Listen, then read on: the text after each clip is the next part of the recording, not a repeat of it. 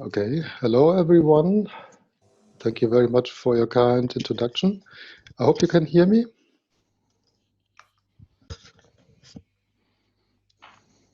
We can hear you, but we cannot see you, I think.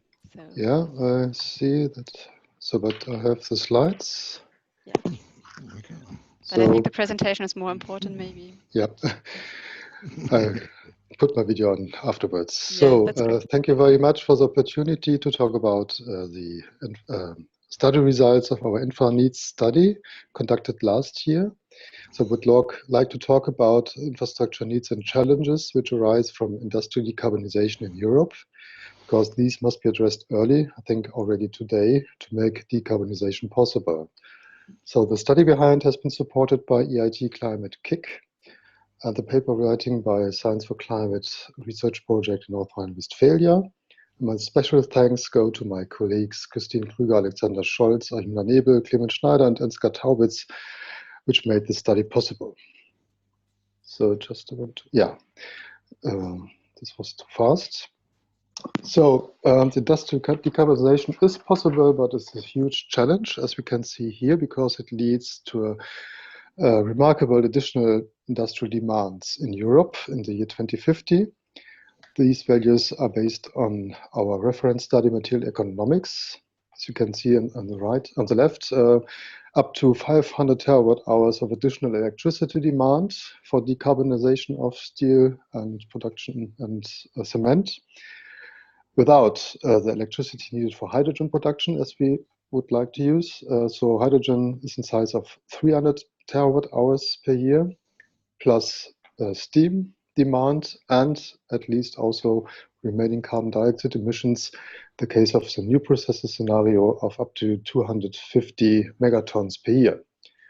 So these demands needs infrastructure. So the no, wrong direction. So the key question, sorry.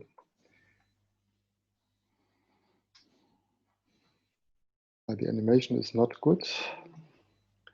So the key questions are, where in Europe do these demands occur? How can they be covered? And which infrastructures are necessary or suited to supply these industrial hotspots we will localize? So, sorry. We based on two different studies. The first one mentioned already industrial transformation by material economics with the goal of industrial decarbonization of cements, chemicals, steel and ammonia production in Europe, which gives us the figure of electricity, hydrogen demand and remaining carbon dioxide emissions for CCS. And on the other side, the electric highway study from NSWE with the goal of grid expansion until the year 2050, which gives us the renewable potentials and the reference values of electricity generation and electricity conventional demand, plus the electric grid expansion by a spatial cluster resolution, which we take over. So to have some figures behind, I've already shown the demand arising from industrial transformation. With the electric highway study, we used the scenario X7 based on 100 renewable power supply at a conventional electricity demand of 400,300 terawatt hours.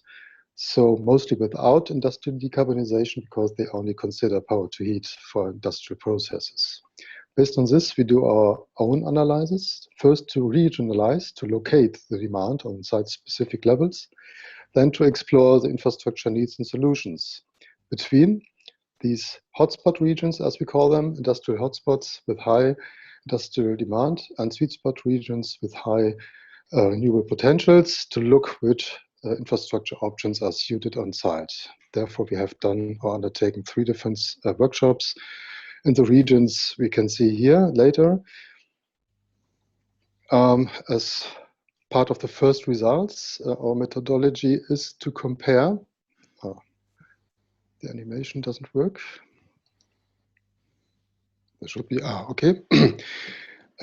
For this, we compare the resulting additional demands for electricity, steam and hydrogen shown at the left side, the regional distribution, with the resulting electricity balance. That means electricity generation minus conventional demand and minus additional industrial demand, but without hydrogen. So we can see regional concentrations of the demands related to today's infrastructure sites and production sites, which we do not change. Thereof, we have chosen 3 different cluster regions in southern France and southern Poland and northwestern of Europe due to their different characteristics of different production sites, and analyzed them for infrastructure needs and solutions. And on the right side, we see that most of the regions are surplus regions in green, so they could do own supply, but there are also some important deficit regions, especially northwestern of Europe, with a high demand, with high deficits up to 200 terawatt hours per year. So next, coming based on this, coming to first key results for the electricity sector, showing that the concentration, this regional concentration of new demands poses new and more ambitious requirements to the grid planning and expansion, because as we can see on the left side, that there's a strong regional concentration of the new industrial demands by electricity, and this leads to increase of the deficit in the regions at the right side, especially northwestern of Europe. So increasing the challenge of infrastructure solutions. And on the other side, one can say that the advantage or the good news is that European renewable electricity potentials could be sufficient for the supply, but the precondition is to develop long-range transport for it. And that will mean that we have a need for European-wide compensation of such deep demand sinks, like this deep electricity hole in northwestern of Europe, up to 400 terawatt hours. Second key result is about hydrogen. We also see a high regional concentration in less regions of the future industrial hydrogen demand, which poses different challenges for the supply, together with the gas grid, the existing gas grid. You can also see the high regional concentration northwestern of Europe, as well as in UK and southern France and some other regions. So this hydrogen has to be produced and transported. And the context has been noted that this demand is on one side lower than today's natural gas consumption, in the size of 300 terawatt hours per year, compared to today 5,000 terawatt hours. But due to lower energy density and the distribution of the gas transmission capacities, they are not automatically sufficient for hydrogen supply in or to the hotspot regions, especially if we consider also the hydrogen demand from other sectors like transport. So, but looking for industrial hydrogen infrastructure, possibly no area-wide hydrogen grid will be needed, rather point-to-point transmission, or some grids focused on these high demand areas will be suited. In the workshop reports, we also go more into the details.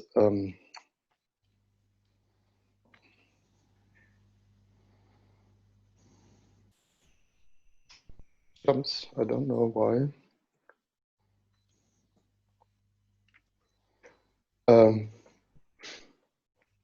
Sorry for this. So I hope it stops here. So more details about this infrastructure solutions discussed with the stakeholder experts in the regions has been published in our workshop reports on our website. So coming to the last key result concerning carbon dioxide emissions and carbon capture. So there we can see a significant mismatch between the scattered sources shown on the left side and the possible sinks for carbon dioxide emissions on the right side. So we have also regional distribution of remaining carbon dioxide emissions, blue dots for chemical and steel production sites, as well as for the red dots for cement production. And the main problem is that the process-related emissions from cement side are hard to abate, are unavoidable, so they need infrastructure for making use of carbon capture, but their scattered distribution makes it very hard and difficult to find solutions. While for steel production, steel and chemical production, we have alternative solutions like hydrogen-based steel production or power to heat. On the other side, we have enough storage potentials, but mainly addressed or located in the Northern Sea. Just as you can see on the right side, the scattered sinks as old offshore hydrogen carbon fields before the coast of Netherlands and UK, as well as aquifer storage sites at Norway. But they are also scattered. The hydrogen carbon fields are up to 150 different sites.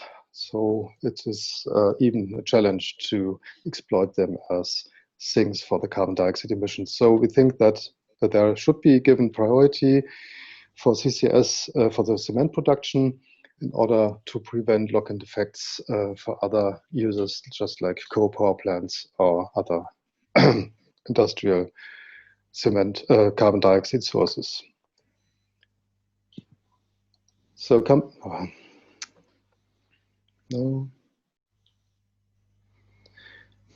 I don't know why this. So I hope it stops here. I'd like to give a short summary and outlook and a question for maybe the discussion at the end. As you have seen, decarbonisation will lead to high additional and regionally concentrated electricity hydrogen demands. The main challenge is that these are not yet sufficiently taken into account in the current energy and infrastructure planning. We have to exploit them and to adapt. For CCS, there is a significant mismatch between the scattered carbon dioxide sources as well as the sinks, making logistics and solutions very difficult, especially for the moderate cement sites, which have mean carbon dioxide values in order of about 1.06 or up to 1 megatons compared to 2 megatons and more for steel and production chemical sites.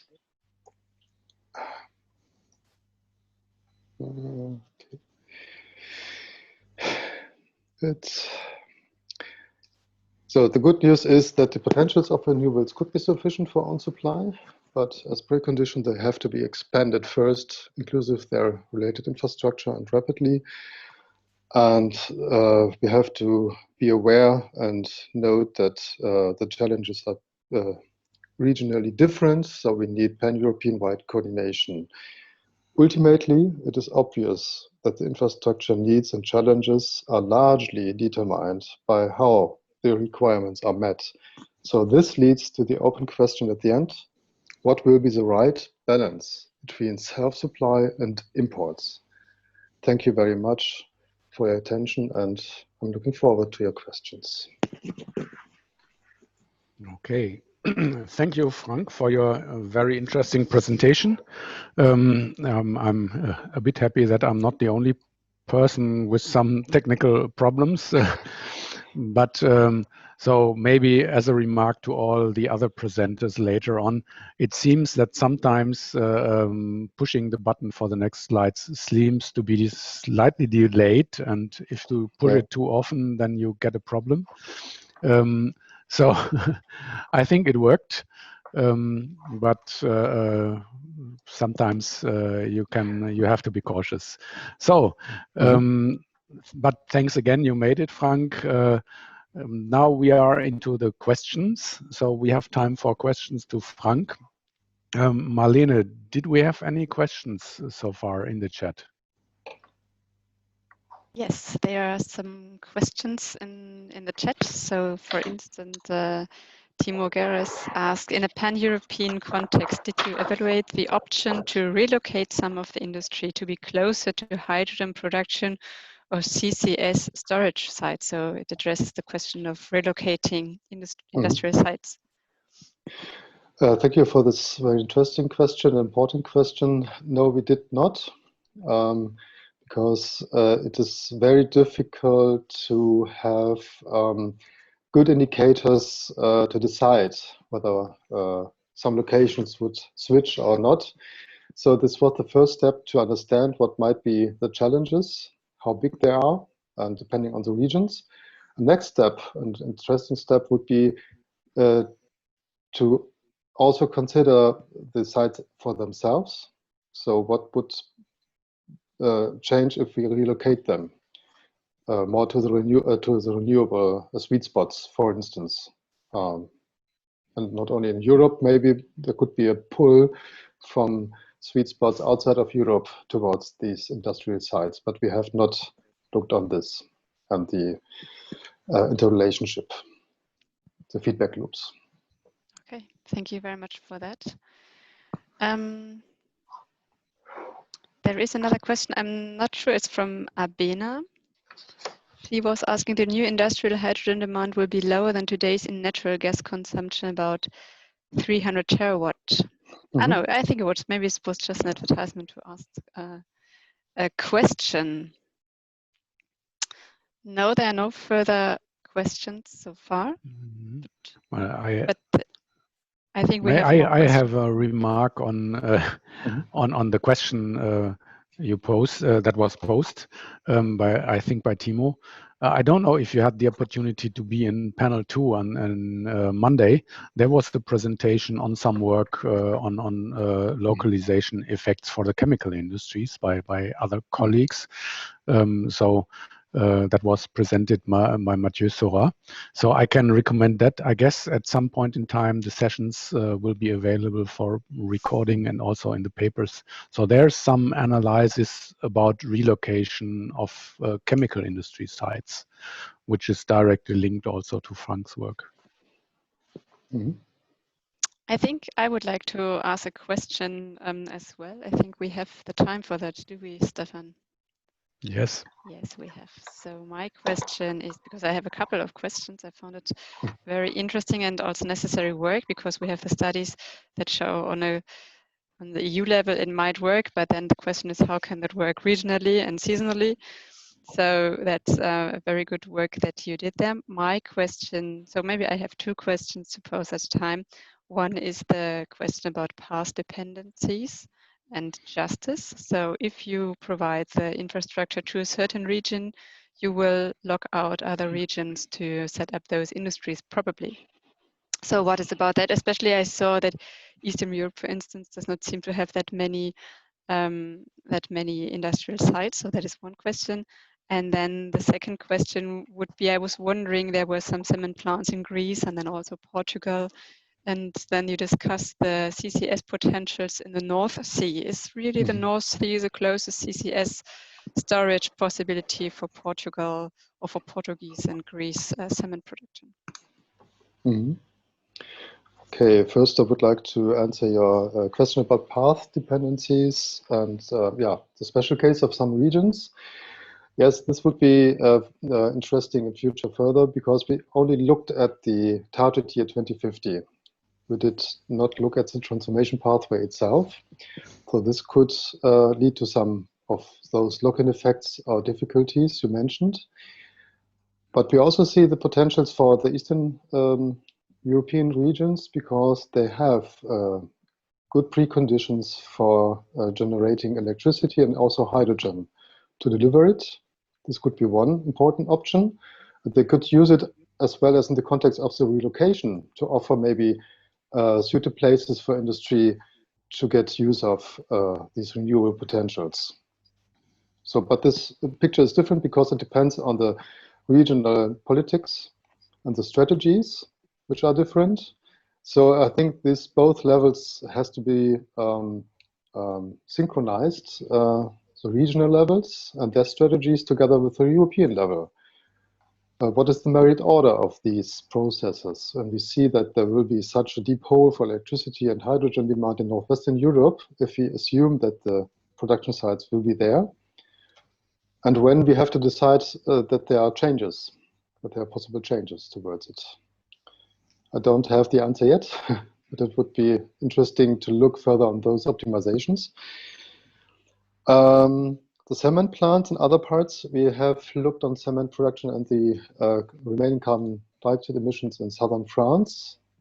not in Portugal and Greece, but the stakeholders told us that they also will look for these faraway storage things in the Northern Sea, because there's a pull factor from Norway and others just maybe offering these storage locations. And there's a problem to find suited storage sites domestically in the regions. And they also said at each workshop that they don't see the acceptance for domestic carbon capture. So I think there will be maybe a significant pull factor from the North Sea, but it depends on the logistics if it will be suited also for those faraway sources like Portugal and Greece. I think we have the need to look for other storage things and options for these regions too. Maybe Portugal is in the good position for making it by ship, but Greece is too much far away. They have to build up pipelines to come to the North Sea. So this should be no good solution from my point of view.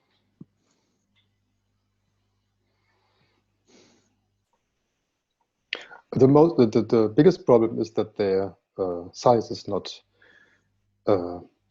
in a good economic way. So the logistics are very important, or they are very costly to develop for those little carbon dioxide sources. Yeah. Relatively little. Okay, thank you. Thank you also from my side. Maybe one question also on top of my side. You also made discussions in regions, so in southern France and Poland. So could you maybe give us some words on how, for example, Eastern European in southern Poland, how they reacted to these challenges of CO2 and others, or also on the issue that Marlene brought up, that they could be left behind when all the development and infrastructure is concentrated in Western Europe, where the largest clusters are. Yes, there were very interesting discussions with the stakeholders on site in the regions. We were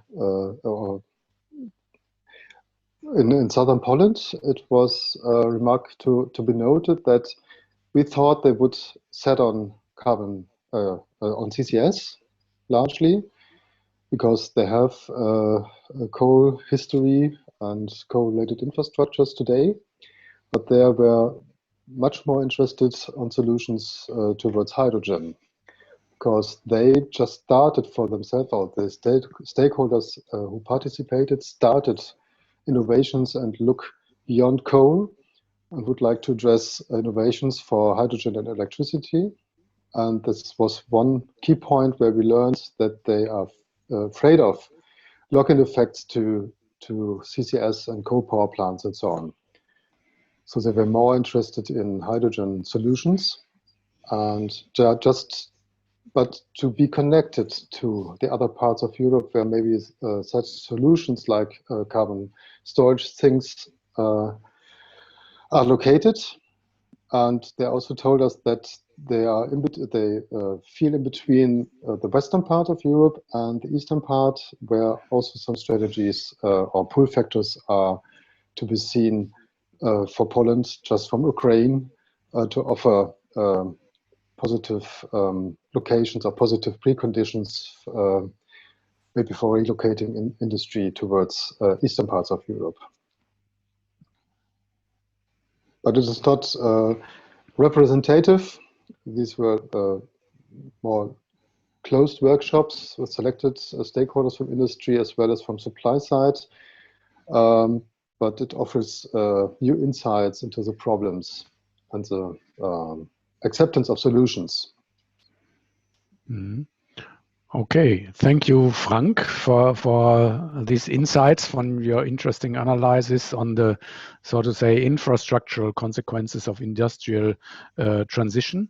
And now we move on to our next presentation by Roman Geyer, and that's on 100% renewable energy for Austria's industry, alternative energy sources and infrastructure requirements.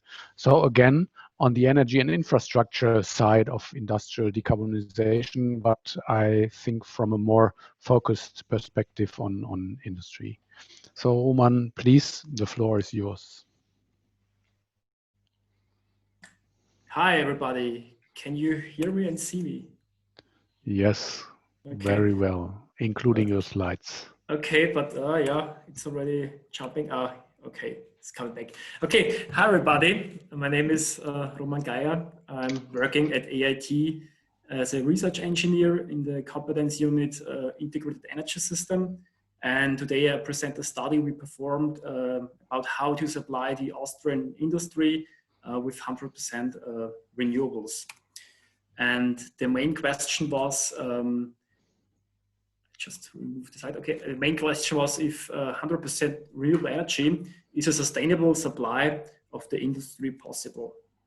And here we can see the study. No, the cover. Okay, it's not working. Yeah. Here you can see the cover of the study, and here you have also the link provided. It's actually just in German available, but we also submitted a peer review paper, which should be available in the proceedings after this conference. And today I want to reflect the situation of the Austrian industry and the potentials of renewables. Then I will explain something about the scenarios we assumed, and then at the end about energy infrastructure requirements. So about the status of the final energy consumption in Austria with year 2017, we had a little bit more than 300 terawatt hours of final energy consumption, and it's somehow split it, a third for mobility, another third for households, another third for industry, and a little bit for agriculture. And if we have a look on industry, the main fuels are natural gas with 31 terawatt hours and electricity with 30 terawatt hours. And all in all, if we have a look on the whole industry, about 45% are renewable energy carriers. If we take an insight into each industrial sector, so we have here on the x-axis the 13 industry sectors according to IEA classification, and you see all in gray colors fossil fuels, so to say, you can say, like coal, gas, and so on, and in green colors like renewables, like biomass. And you can see here the highest consumption is pulp paper and print, about 20 terawatt hours. And the highest shares is in the wood industry with about 76%, and lowest in the iron steel sector with about 18%.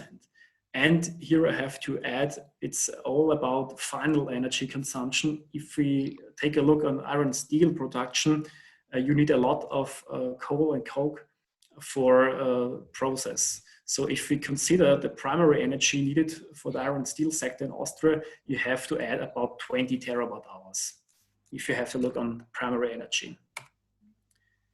And coming to the scenarios, we defined 3 scenarios how the paths could look like to decarbonize the energy supply of the industry. First, we have the base scenario. That means we have a fuel switch to renewables. Low temperature we cover with heat pumps, like for space heating, and we convert fossil stationary engines to electricity. But we have still a remaining part of coal and coke in the iron steel sector because of the process. Then we have the efficiency scenario going ahead from the base scenario, meaning we have a higher share of heat pumps, especially for high temperature heat pumps, to cover processes up to 150, 160 degrees Celsius. And we have efficiency indicators on industry level. But we have still some coal and coke in the iron steel sector. And then if we come to the interesting scenario, it's the transition.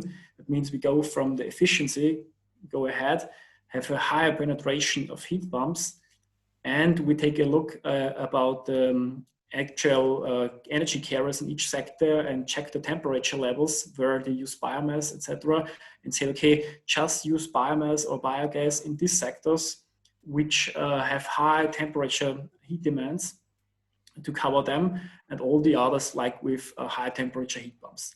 And now we have also in iron and steel sector, so to say, a decarbonisation, because we have a direct reduction with hydrogen instead using coal and coke. So to come to the first results, on the left side you see the status quo about the energy consumption of the industry. 2017 is 94 terawatt hours. You see here the green ones are biogenes, the blue one is electricity, and the green, the yellow one is natural gas. And you have some additional like district heating, fossil fuels, liquid, solid, and coal and coke. And if we come to the base scenario, we have much more biomass and electricity. And then here you see this gray bar, that's ambient heat we use for operating the heat pumps. In the efficiency scenario, if you remember, there's an efficiency level on each industry sector. It means it has the lowest final energy consumption with 82 terawatt hours, having same shares of biogenes and electricity, and through the high penetration of heat pumps, high demand of ambient heat. And if we come to the transition scenario, here you see we thought about an exegetic point about where to put which kind of energy carrier. So that's really the energy carrier which are necessary to cover high temperature, where we need biogas, something like this. And then here we see the high increase in electricity. That's mostly due to the iron and steel sector, because they need a lot of electricity to produce hydrogen on site. And through the high penetration of heat pumps, also the ambient heat is increasing. And here I have to say it's 68 terawatt hours electricity. That's almost the total consumption what we have now in Austria for all sectors. On the right side, you see the possible potential we assumed, where we discovered different studies, and we have a total potential of 231 terawatt hours to cover this energy demand. So if we take a look on the scenarios on the annual base, it's possible to cover the energy demand with the existing potentials in Austria on renewables. But if we add, we consider all the other sectors, what I mentioned in the beginning, like transport, household service, and agriculture, you have to add this red bar, and it's on the top of the slide. So it's 220 terawatt hours additional. So there is a gap between, depending on the scenario, between 70 to 100 terawatt hours. What we also have done, we have from these three scenarios, we have on an annual base the energy demand and also the energy carrier. We developed a tool, we named it NEED, and then we developed a further tool we called Industries, where we use this annual demand, put it in some slices with profiles, with generation profiles and with demand profiles.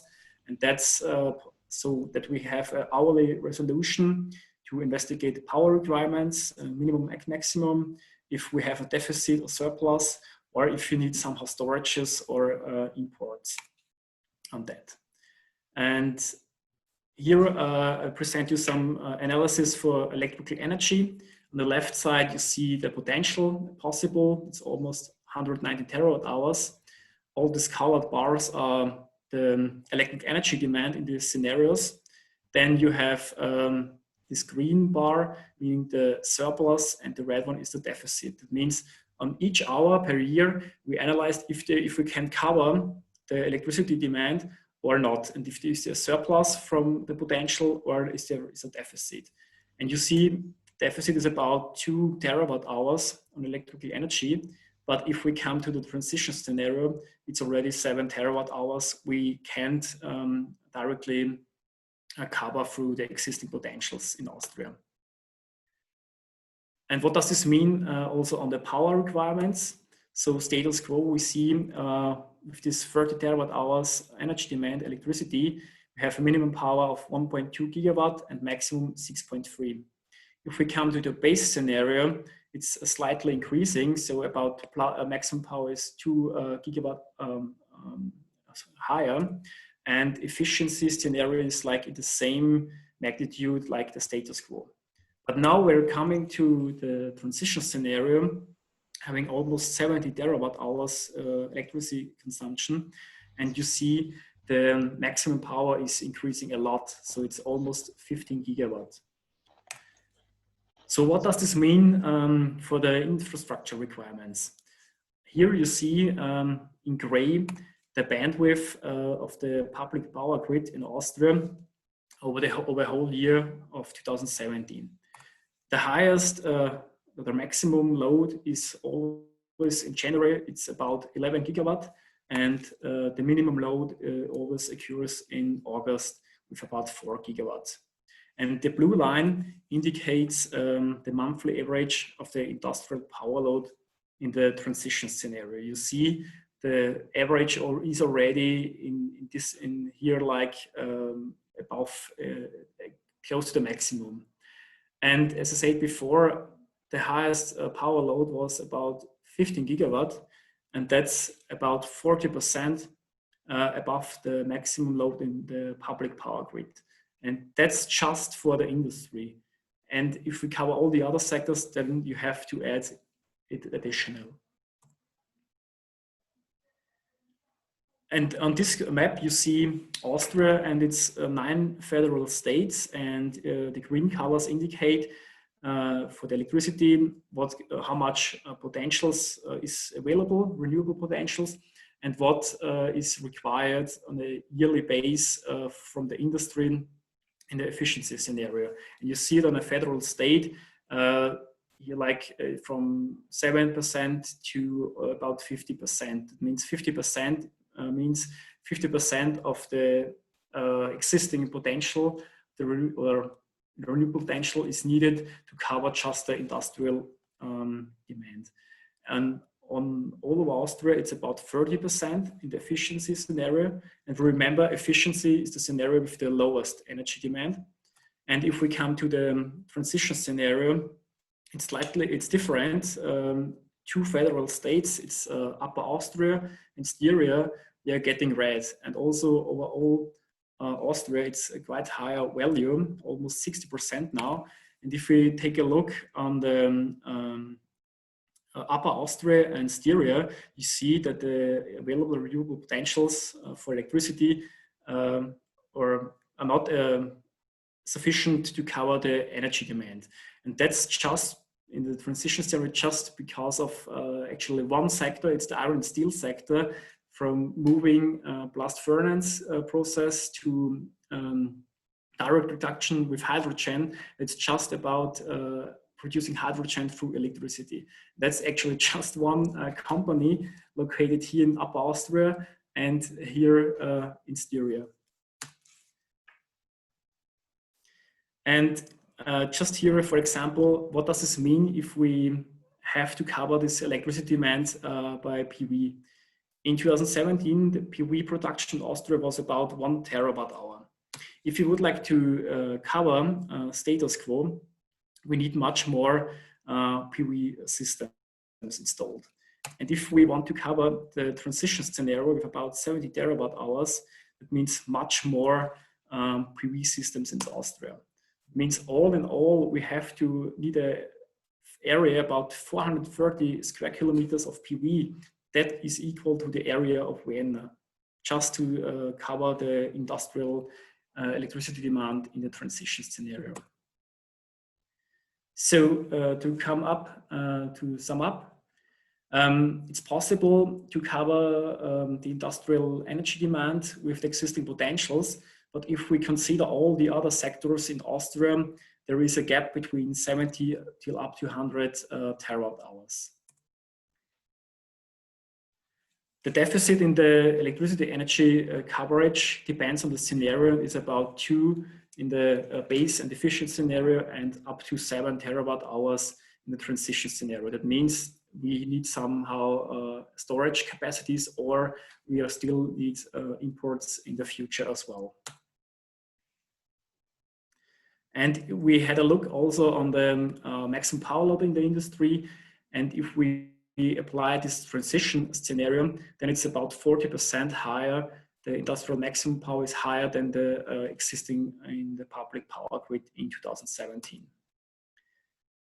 And to give all you also an outlook, actually we are running energy flagship region, which is called NEFI, New Energy for Industry, and AIT is leading this flagship region with a total budget of 14 million euros till 2026, where we have several projects where we demonstrate how the Austrian industry could be decarbonized. And within this flagship region, we also have a project which is called NEFI Lab, where we demonstrate also different development paths, how to decarbonize the industry until 2050. And we also show up what is necessary on a sector level and which kind of technologies are necessary to reach a certain decarbonization level. So, and to catch up the question from the beginning of the presentation, if a fully supply with renewables of the Austrian industry is possible, the answer is yes, we can, but there are still some challenges. So thank you very much for your attention. Okay, thank you to Roman and also to your co-authors for this interesting analysis that you shared with us. And I think I just give over to Marlene for some questions. Yeah, there is some. Thank you very much, Roman, for this very nice presentation. There is one question in the chat, and it's called very interesting. Maybe I missed it, but what was your assumption about what would substitute fossil feedstock in the cement sector in different scenarios? In the chemical sector. And just in the chemical sector, you mentioned in the steel sector, but what is the substitution in the chemical sector? The issue is that the focus was on the energy supply, how to decarbonize the energy supply. That means if we take the border of the industry, what we deliver, electricity, coal, and so. And that's why we just analyze it for the iron and steel sector, because it's somehow really linked about energy and process, because you need 2/3 for the process and 1/3 is about the energy you need to melt the iron ore. And it's quite easy, or we can understand very easily where the company is today, because it's just one company, because the issue was also we address the infrastructure requirements. And for the chemical sector, it's a little bit more complicated, and was not scope of this study. The study was had just a small budget, more or less to say, but that's something we address in this NEFI I mentioned, because in NEFI we really not only to decarbonize the energy supply, it means really a deep decarbonization of the whole all industrial sectors, and where we also go into these industrial requirements very deeply. So we also will have a deep look on the process-related CO2 emissions. Okay, thank you very much for that. I think, Stefan, do you have a question? Because I have, again, several questions I would like to pose, but I would leave the floor to you at this moment. Okay, thank you. I also have a couple of questions, but I see one more in the questions. So that was to Roman. How do you capture the possibility to apply flexible electricity demand in industry? So, for example, via hydrogen store. I think that's a very important one. I think I understood you that the main problem is with the hydrogen produced for steelmaking. And so did you take that into account with regarding the flexibility? And I may add, as we know, there's lots of electricity interconnection between Austria and neighboring countries, for example, Germany, and then lots of flexibility. How did you take that into account? It was not focused in this study. We actually had a study from a colleague of mine just addressing all these flexibility issues. and how much flexibility we need in 2030 and 2050, because we have very ambitious goals till 2030. Our government says we should have 100% renewables, and they addressed all these flexibility issues, but just for the energy sector. And after that, they published that. We also had this industry study where we said, okay, there will be much more electricity need, and we also need something to consider that also in the future scenarios. Because actually, the time frame when our steel industry will do this change, this transition, will be after 2030. So they will start at 2035 and 2040 maybe to change it. And therefore, we need also something, some investigations to see what does this mean in flexibility. And at the moment, nobody knows actually, because there is just small pilots existing with this direct reduction with hydrogen, no real big demonstration plant. And also, actually, they are building, this company are actually building a demo site where they have, I think, Europe's or world's largest electricity plant, I think with 8 megawatts, something like that. And nobody knows what kind of flexibility we can expect from such plants at the moment. Okay, thank you. That adds to another question from my side, so just a simple one. You had this share of energies and a huge share of renewables also. So what is the current share of renewables in electricity supply? I think that was not all, was a large share of it was electricity. It's electricity is about 70%, and 72% is renewables. And if we come to district heating, it's 48%, and all over Austria, it's 33.4%. Okay, and the other way around in industry, how much of the already high share of renewables is from electricity, and what is the rest? Okay, I have to check the data. All over, as I mentioned this, I showed this figure, it's 45% of all energy carriers is in the industry is renewables, just final energy consumption. If we consider primary energy, then it's different, because you have to on top this 20 terawatt hours just in the iron and steel sector with coal and coke. So it will be 30% if we go to primary energy. And we also did rough estimations. At the moment, we have a high dependency on fossil fuels and also from other countries in Austria, especially due to oil imports for gas production and so on. It's about 70% dependency if we cover all this energy carriers, and if we exploit all the renewables, we can go down to, let's say, 1/3, so maximum 30% dependency. But there will be also dependency in the future from other countries. Okay, thank you. I think 70% is also about European average, but I think Marlene has more questions. Yeah, I would be happy to ask another 2 questions. So the first one is, it seems that Austria would be fine if there would be not one steel plant requiring that much of electricity. So is that picture right that I got from your presentation? And the second question would be, you mentioned that today Austria uses 16 terawatt of biomass, and that you see a potential of 60 terawatt hour in Austria. And I would like to ask the question, how sustainable will that biomass be produced, and where do you get it from? So is it from Austria? Is it from other sites? Is it sustainable and regional biomass? So that's the question. Yeah, maybe address the first question about electricity. So there are some studies, because we have this, it's called Mission 2030, where they say 100% renewables till 2030 in Austria. And the calculations are that from now we have all of Austria about 70 terawatt hours. It will be increased up to almost 90 terawatt hours till 2030.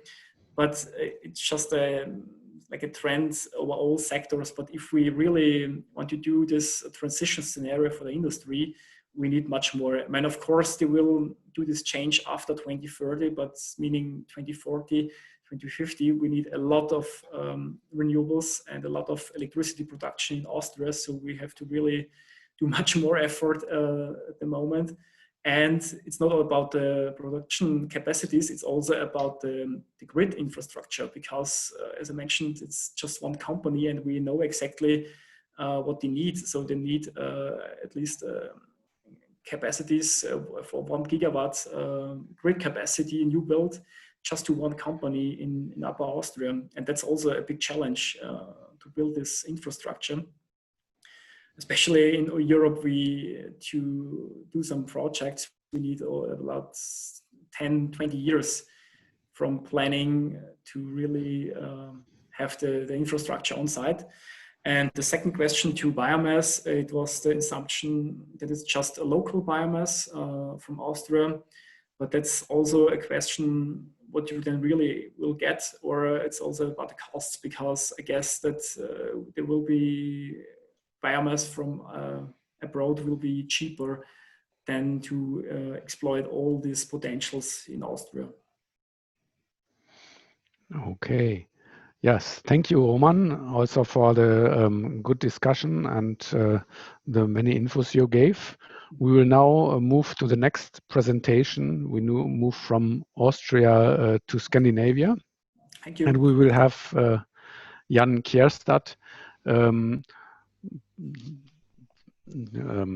telling us about the ZEROC project, which is about towards zero CO2 emissions in the Norwegian and Swedish industry and about process solutions. So Jan, the floor is yours. I'm very happy that you are presenting to us. Unfortunately, we are not with you in Göteborg now, but at least you are there. And so happy to hear your presentation. Thank you. Good afternoon to anyone listening. My name is Jan Kjärstad, and I will talk about the Swedish part of a Norwegian-Swedish project, in short named the ZEROC project. And what we are analyzing and looking at is Swedish industrial CO2 sources and their potential mitigation options.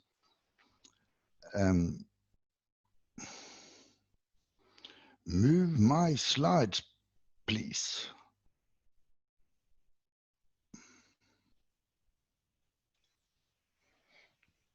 Could Abena, could you move my slides, please?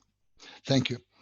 Overall objectives for the ZEROC project is to develop a marginal cost curve for a carbon neutral base industry and cogeneration plants, including the associated infrastructure, and with special emphasis on 3 process solutions. 1, switch of fuel and raw materials from fossil fuels to biomass. 2, electrification / renewable production of hydrogen.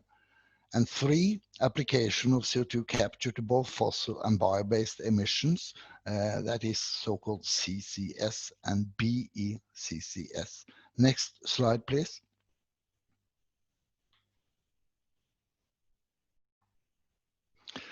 Interim targets, objectives for the ZEROC project is that we will analyze and develop process solutions, including associated infrastructure for CO2-free processes for plants with annual emissions of 100 kiloton fossil or bio-based CO2. Through the process modeling, we will derive costs for emission reduction technologies for type plants with respect to the industries covered by the project. Based on the type plants, the cost and potential for emission reduction for all plants within each industry will be calculated. This means in particular that the impact on different sizes and location of the plants is taken into account. We will also calculate the cost of the necessary support infrastructure for the process solutions that we identify, both for individual plants and for larger integrated regional networks. Based on this, we will compile a marginal cost curve for all plants with emissions exceeding 100 kilotons CO2 per year. In Sweden for the Swedish part of the project, and in southern parts of Norway for the Norwegian part of the project. In addition to this, we will conduct 2 regional case studies in Sweden and 1 in Norway, where we will actually look at plants with emissions down to 10 kilotons per year and include this in a more general way into the analysis. New slide, please. I start with the conclusions, which are of course preliminary. We are 1 year on our way in a 4-year project. When it comes to electrification, one of the process solutions that we're looking at, there will most likely be an increasing demand and also an increasing share of intermittent energy, in particular if you're going to reach 0 CO2 emissions. Increasing demand of electricity from the transport sector, from the industry sector, which we are looking at, and also due for instance, establishment of data, server halls, and things like that. As a part of the increasing share of the intermittent energy, wind, solar, PV foremost, there will be substantial investments that will be required in the grid system. When it comes to biomass, we can see that everybody is running for biomass. Transport sector, heat sector, electricity sector, industry sector. And we believe that over time, it will be a question about who is willing to pay the most for this very valuable resource. Also, we see that thermal capacity will probably be required anyway to balance and secure an electricity system increasingly dominated by intermittent power. When it comes to CCS and bio-CCS, there is large cost and huge upfront investments. Bio-CCS will probably be required not only to achieve negative CO2 emissions, but perhaps foremost to neutralize hard-to-abate fossil-based emissions. There are many such situations that will probably arise. When it comes to CCS, there are still some regulatory barriers as of September 2020. Ship, truck, and train transport of CO2 will need to be acknowledged by the EU ETS and the monitoring and reporting guidelines. Bio-CCS is not eligible as reduced emissions, partly due again to the monitoring and reporting regulations and the EU trading scheme for CO2, and also due to the moratorium from the Convention on Biological Diversity. As of now, we are developing marginal cost curves for supply of increasing volumes of biomass, types of biomass, and regional distribution. We are also developing a cost model for CCS infrastructure. We are designing process relevant data for type plants for further analysis. And we are just about to start to gain knowledge of hydrogen for use in the Swedish industry. Next slide, please. Here you can see the sources included in the ZEROC project in Sweden. On the map to the left, you see all sources which have emissions between 100 to 500 kilotons, fossil and or biogenic CO2. They are divided by size and by industry. The same diversification on the map to the right, but then referring to sources emitting at least 500 kilotons CO2 per year. As you can see from the map to the right, quite a few, and to the left also actually, quite a few of the plants included in the project emit almost barely biogenic CO2. You can also recognize that almost half of the fossil-based emissions in the 94 plants, I think, which are included in the project, arise from 5 plants only, roughly 8 million tons CO2 per year. Next slide, please. If we look at CO2 mitigation by option, there are 3 process solutions we should look at: CCS and bio-CCS, electrification, including renewable electricity / electrolysis for production of hydrogen, and fuel switch to biomass. Next slide, please. I will talk about each of these solutions, process solutions, as I proceed through the rest of the presentation. First, I will illustrate by some very easy light-headed analysis for the power and heat sector. The 4 top rows in this table is the power and heat plants included in the project, divided by type of combustion. I have something called power and heat bio mainly. That means that at least 50% of the emissions are biogenic in 2016. I have something that I call power and heat bio only. That means that they have less than 10 kilotons fossil-based CO2 emissions in 2016. And finally, the last group, power and heat fossil, they have predominantly fossil emissions. Regarding the last group, power and heat fossil, all of these plants have either already shut down or have announced plans to shut down or convert to bio-based combustion. For the group called power and heat bio mainly, 1 plant only is responsible for more than half of the emissions. That is a coal power plant in Stockholm, Merten power plant. It emitted 425 kiloton fossil-based emissions in 2016. And this has just now been shut down. So we need, for the power and heat sector, which covers almost half of all the plants that we are going to look at, we need essentially only, not only, but mainly to look at power and heat waste plants. That is power and heat generated by combustion of waste. Now, with regard to waste heat and power plants, we know they have basically 2 options to reduce emissions dramatically. Either use of CCS / BECCS again, or to reduce the amount of fossil-based plastics that they burn. Why I include bio-CCS for waste, power and heat plants is that often 50 to 60% of the emissions are in fact bio-based, with the rest being fossil-based.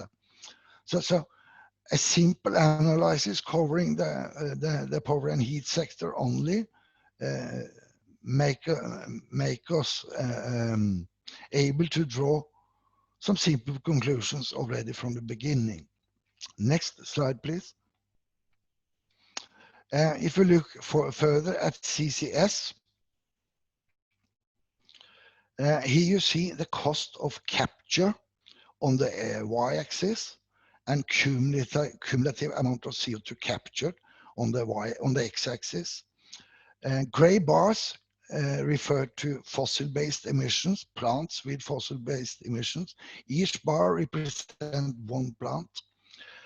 Green bars represent biogenic emissions.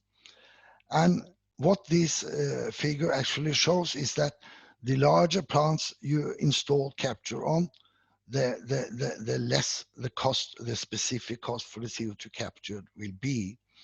And by focusing on biogenic emissions, which are large emitters, you can see that we can capture up to 17 million tons per year to a capture cost of 60 euro or below per ton, which is relatively low cost for capture. But put this in perspective, the cost of emitting CO2 today is between 25 to 30 euros. That is less than half of the capture cost alone. In addition, you will have to pay for the transport and the storage cost. Next slide, please. There is a Norwegian CCS project. I presume most of you know about this one.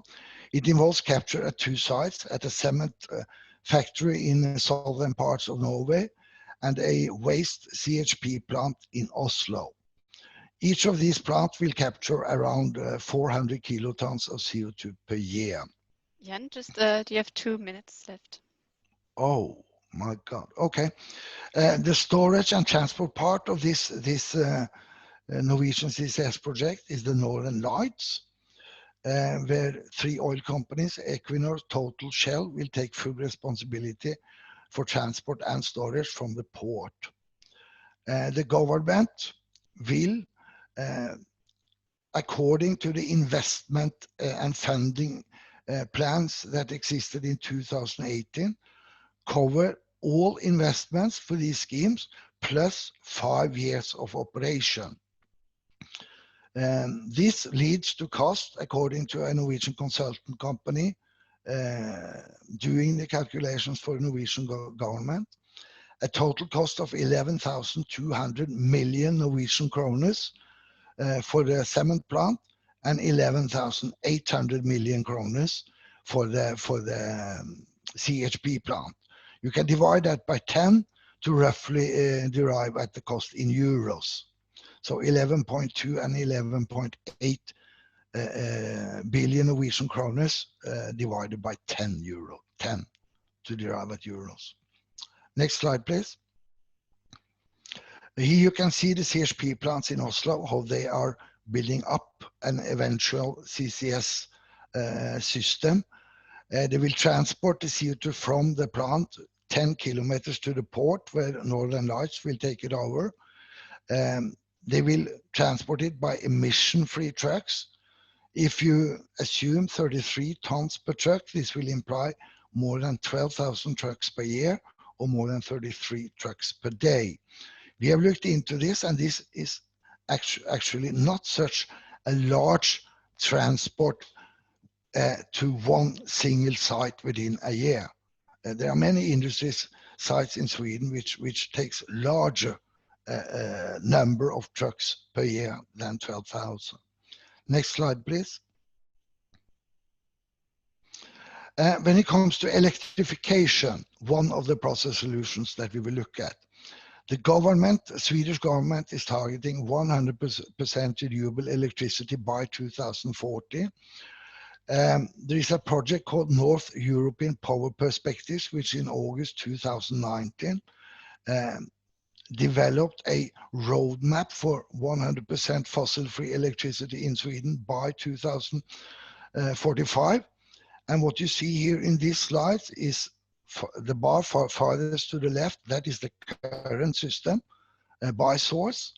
And then you see 3 scenarios in the 3 other bars for reaching an anticipated demand in 2045. It is anticipated, for the same reasons I quoted earlier, that demand will increase from 140 terawatt hours to 190 terawatt hours in 2045.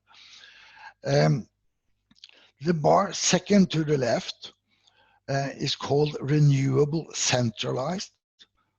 The bar third from the left is called renewable decentralized, while the bar farthest to the right includes renewables and nuclear.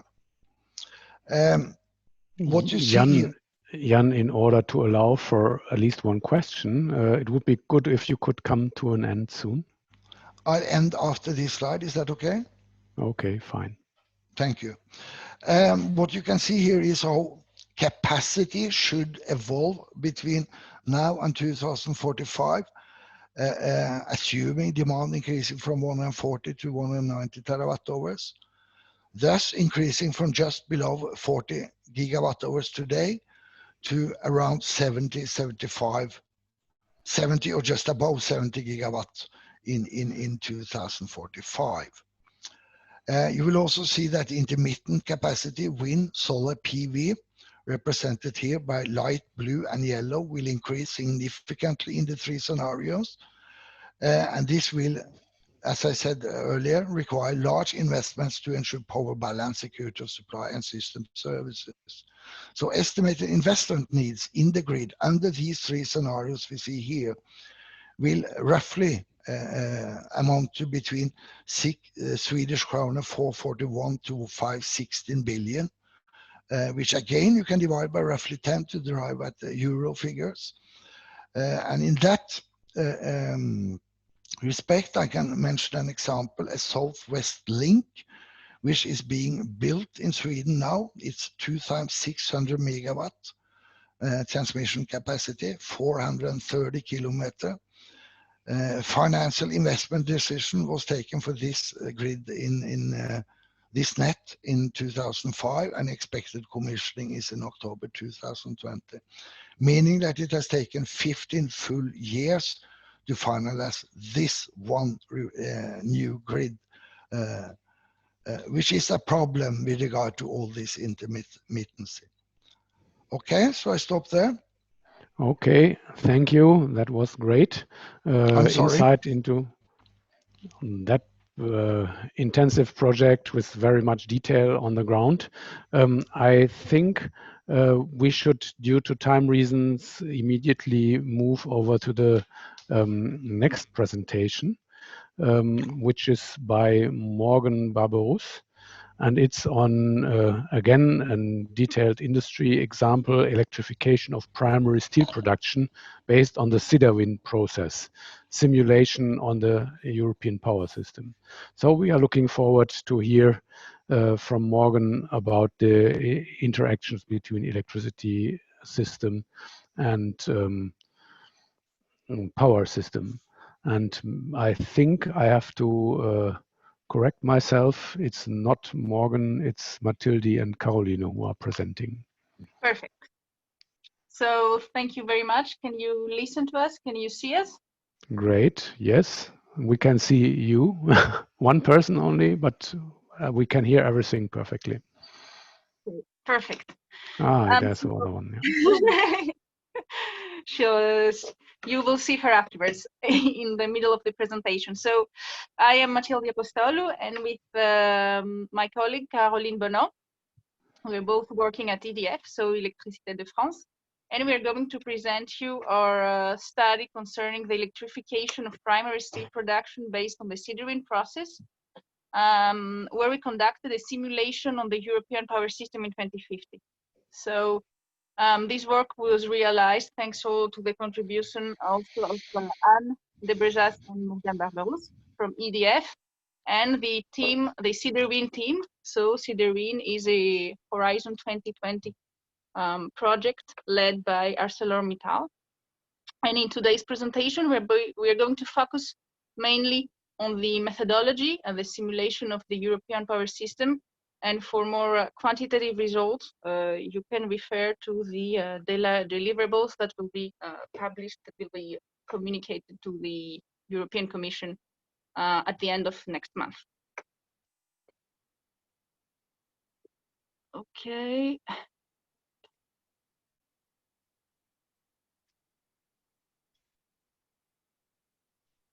So as far as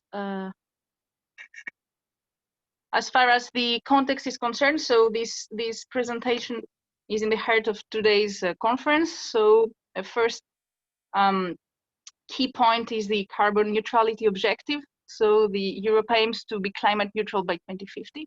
We can see it, for instance, in the European Green Deal. And to do so, the power sector will play an important role by, on one hand, eliminating carbon-intensive coal production means, and on the other hand, by allowing the integration of carbon-free generation means, for instance, nuclear, biomass, or renewable energies. And as the carbon intensity of the power sector reduces, there is an opportunity for industrial processes to switch to carbon-free electricity and therefore reduce their carbon footprint. And in today's study, we'll focus on the steel sector. So the steel sector is a carbon-intensive sector, as coke, so is used as a reducing agent in order to reduce iron ore to steel. As a result, the steel production represents 4% of the European carbon emissions in Europe, and there are limited opportunities in order to eliminate these emissions because they are process related. That means they are related to the chemical reaction, that is the reduction of the iron ore. So this is where ZEROC comes in order to propose a breakthrough alternative. So ZEROC is an electrolysis process, so an electric process, allowing the production of primary steel, but reducing the CO2 emissions. For instance, we can have a reduction by 80% of the direct carbon emissions because electricity substitutes coal. And on the other hand, we have the possibility to potential contribution for grid balancing because we have an electric process that can switch on and off very easily and thus contribute to grid balancing.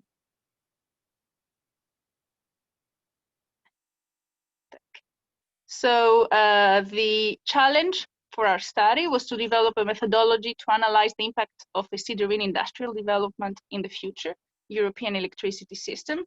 We have chosen to talk about time horizon of 2050s. Different time horizons were studied. And in order to analyze the power system, we have to do it in terms of energy consumption. That is the additional consumption of electricity related to ZEROC process, how it can be met, satisfied, and what would be the impact in the energy mix. And on the other hand, we were able to study the cost and benefits for the power system in terms of flexibility potential. That is the need for cutoff in order to avoid peaks for the grid, and in terms of carbon emissions reduction. That is using low carbon production means in order to produce the electricity needed. Before talking about the methodology that was developed, I will take 1 minute to present the ZEROC technology. So as you can see, we have several steps. So in the first step, we have the iron ore that is grinded in stir mills to produce an ultrafine ore. And then this ore is mixed with caustic soda and water to produce an electrolyte, which is rich in iron oxide. This is the leaching step. And then this electrolyte circulates in electrolyzers. So we have the electrochemical decomposition of the iron oxide, and the iron is deposited on the cathodes, and we are therefore producing iron plates. And then the only byproduct from this step is oxygen. And finally, these iron metal plates are extracted and melted in electric arc furnaces, therefore producing liquid steel at the end. So it is an ongoing work. We are defining the steps in order to build a pilot in France.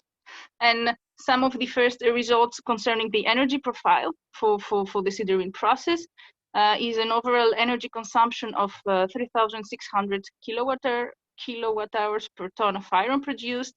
And if we focus on the electrolysis step, we have a 2,700 kilowatt hours per ton of iron produced. Applying this technology in the totality of the steel plants in Europe today, that is for a production of about 100 million tons per year, would demand an additional 360 terawatt hours of electricity consumption, but would allow a reduction of approximately 190 million tons of CO2 per year as electricity substitutes coal. So as far as the methodology is concerned, so we had to build a reference scenario. That is a scenario that allows us to describe, in one hand, the electrical system in 2050, on the other hand, the steel industry in 2050, and be able also to integrate the ZEROC profile and specifications concerning, on one hand, the demand side response profile, and on the other hand, the energy profile. I'm sorry. Several scenarios were then studied using the continental methodology. So it is a model that was developed by EDF and will be presented by Caroline in the next slide, which allows to take into consideration different climate data and meteorological uncertainties in order to arrive to an optimum solution, which will where we will balance the European power system, that is, satisfy the demand by defining the production mix, and therefore we are able to study the system in terms of electricity consumption, CO2 emissions, and costs. You have 5 minutes left. Perfect. So I can pass the floor.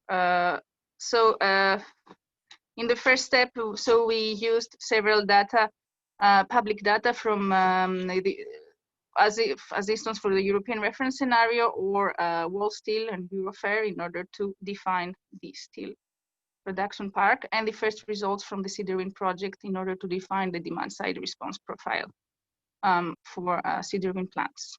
And so I will pass on the floor to Caroline. Hello. Talk about. So I'm going to be talking about the methodology and about the tool that we used. So what we used is that we're describing the European power system in great detail. So we have, as you can see on the slide, about 20 countries that are described. In each country, we're going to be describing the production mix. So we're going to be putting in the different plants. So whether it be thermal, renewables, or nuclear, we can also have batteries. We're going to describe in great detail. So we're going to have plant maintenance. We're going to have different constraints potentially on the plant. Then we are going to be describing the interconnections between those 20 countries. And we are going to also be putting this system into a macroeconomic context. So we're going to give fuel prices for the different plants as well as CO2 prices. Then, because we are working at a time horizon that is so far at 2050, we don't know what the forecast weather is going to be. So we have to introduce uncertainties and climate variation. And so we have about 100 climate years, which are based on historical data of wind speeds and solar radiation. But we are going to compute depending on the amount of renewable that we actually have put, depending on the location in 2050 and the technology that we are using at 2050. Coherent with those 100 climate years is the demand. So because the demand is going to depend on temperature, so we're going to have also 100 scenarios of demand. And in the same way, we are going to project this demand to 2050 with new usages such as electric cars. And when we are going to be investigating the ZEROC scenarios, we're going to be adding ZEROC into our demand. And so we start with the reference scenario from the European Union, so a scenario at 2050 that has upwards of 60% of renewable generation. And then we add ZEROC demand, which is 471 terawatt hour, which represents a very large country. It's about 12% of the European demand.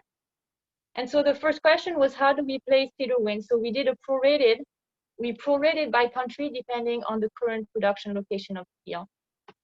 And then we have to look at how we meet this additional demand. So we met the additional demand with carbon-free generation.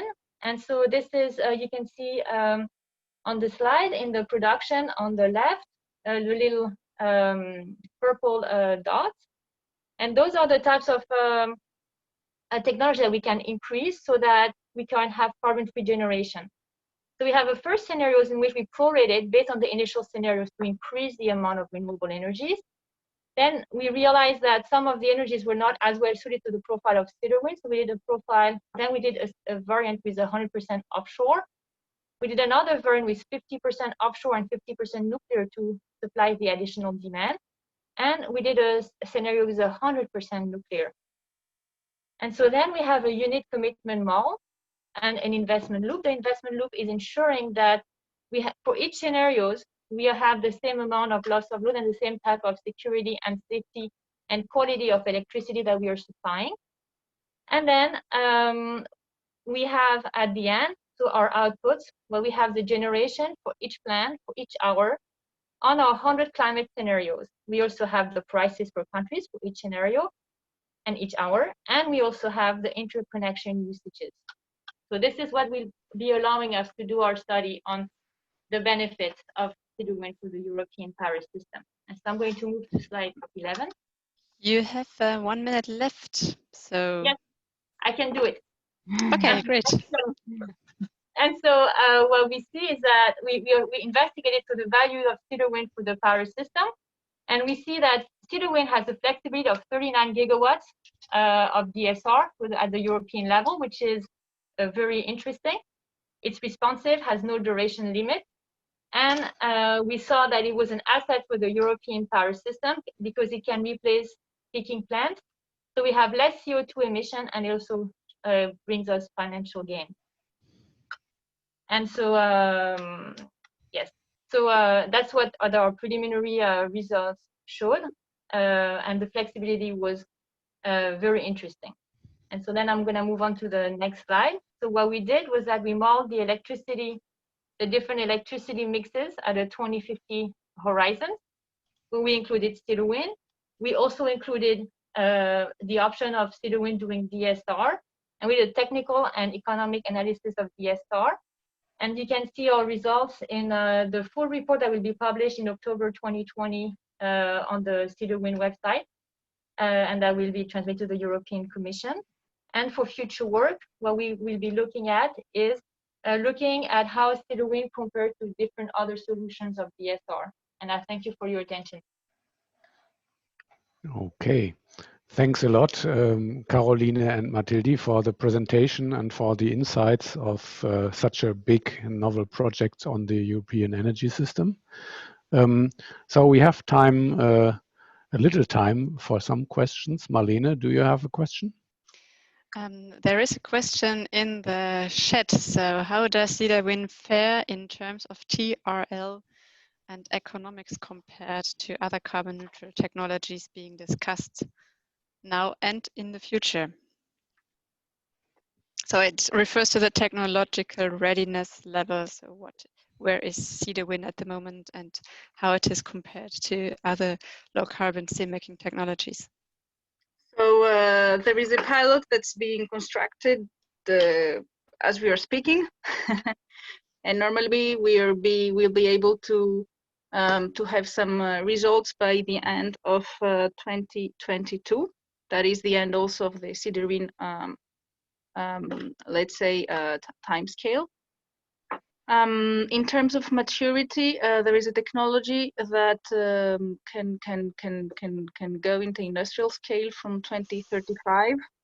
So compared to an hydrogen, to the direct reduction using hydrogen, let's say we are less mature today speaking. But in terms of flexibility potential, for instance, or in terms of energy consumption, ZEROC technology can be more interesting in order to reducing primary steel CO2 emissions in Europe. And it always depends on when the decision for an investment in the new infrastructure will be made by the industrials. Okay, thanks a lot for that. I think a very promising project, and we are looking forward to your report. This was the last presentation of the first session of panel 6. We will have now a break, and at 2 o'clock sharp, we will start with our second session of panel 6.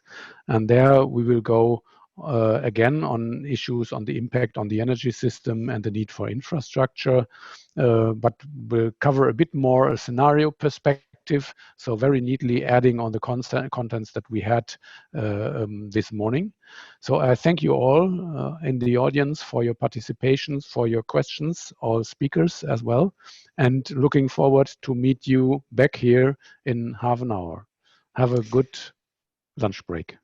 Also, bye-bye from my side. See you in the next session, hopefully. See you. Bye. Bye-bye. Bye-bye.